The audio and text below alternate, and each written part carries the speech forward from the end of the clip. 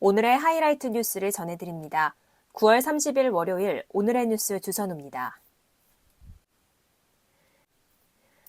이스라엘이 그제 레바논 무장정파 헤즈볼라의 최고 지도자 하산 나스랄라를 정밀 공습을 통해 암살했습니다. 이에 더해 나스랄라를 제거한 지 하루 만에 헤즈볼라 고위 간부인 나빌 카욱도 살해했습니다. 29일 로이터 통신과 타임스 오브 이스라엘에 따르면 이스라엘 방위군은 전날 밤 레바논 수도 베이루트를 공습해 헤즈볼라 고위 인사인 나빌 카욱이 사망했다고 발표했습니다. 나빌 카욱은 테러 집단 중앙위원회 고위 구성원이자 헤즈볼라 예방보안부대 사령관으로 알려졌습니다. 헤즈볼라는 항전을 선언했고 이란은 파병을 거론하며 보복을 다짐했습니다.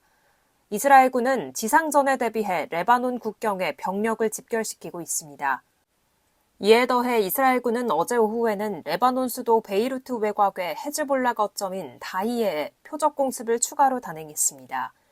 이란과 대리 세력들이 보복을 다짐하면서 이스라엘도 공격 의지를 꺾고 있지 않은 만큼 중동 지역 긴장이 최고조에 달하고 있습니다. 미국은 제한적인 지상전이 벌어질 수 있다고 분석했고 이번 주가 중동 확전의 분수령이 될 전망입니다. 정부가 김건희 여사 특검법과 최상병 특검법에 대해 거부권을 행사해달라고 윤석열 대통령에게 건의했습니다. 하지만 윤 대통령은 예상과 달리 곧바로 거부권을 행사하지 않았습니다.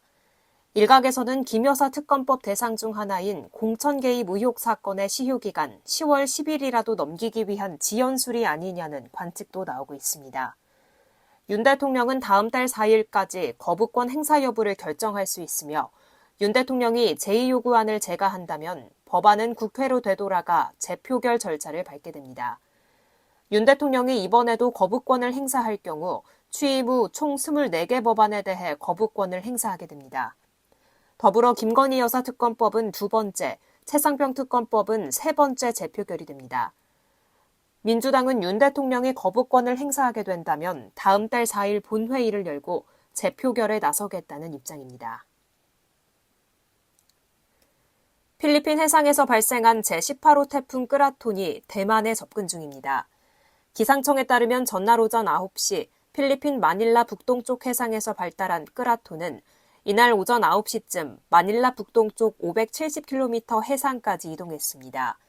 기상청은 끄라톤이 한반도 쪽으로 움직인다면 징검다리 연휴 기간인 3일에서 5일까지 남부지방과 동해안을 중심으로 많은 비가 내릴 것으로 예상된다고 밝혔습니다. 다만 상황에 따라 끄라톤의 경로는 변경될 수 있습니다. 태풍이 중국 내륙 고기압에 더 영향을 받아 예상보다 서진한다면 대만을 지날 때 세력이 더 악화되고 중국 남부에 상륙할 가능성도 있습니다. 다양한 변수가 있지만 현재로서는 한반도에 상륙하거나 대한해협을 지난다는 전망이 다수를 차지하고 있어 대비가 필요해 보입니다. 송미령 농림축산식품부 장관이 배추 가격과 물량이 다음 달부터 정상화될 것으로 보인다고 30일 밝혔습니다. 송 장관은 정례 기자간담회에서 폭등한 배추값과 관련해 다음 달부터 지금보다 상황이 개선된다는 의미이며 앞서 사과처럼 배추도 김장철까지 매주 생육관리 협의체를 열어 작황관리를 하려고 한다며 이번 주 중 배추 영양제 지원 방안도 발표할 것이라고 전했습니다. 농식품부는 기후변화에 따라 올해와 같은 배추 대란이 되풀이될 수 있다고 보고 연내 과일과 원예 농산물에 대한 기후변화 대책을 마련한다는 방침입니다. 정부는 배추 가격 안정화를 위해 중국에서 이번 주까지 배추 100톤을 수입하고 앞으로 매주 200톤씩 다음 달까지 총 1,100톤을 수입할 계획입니다. 수입량은 국내 수급 상황에 따라 달라질 수 있습니다. 수입된 중국산 배추는 위생검사와 검역 절차를 거쳐 정부 창고에 입고된 뒤 품위 검사를 거쳐 시장에 풀릴 예정입니다. 뉴스를 마칩니다. 고맙습니다.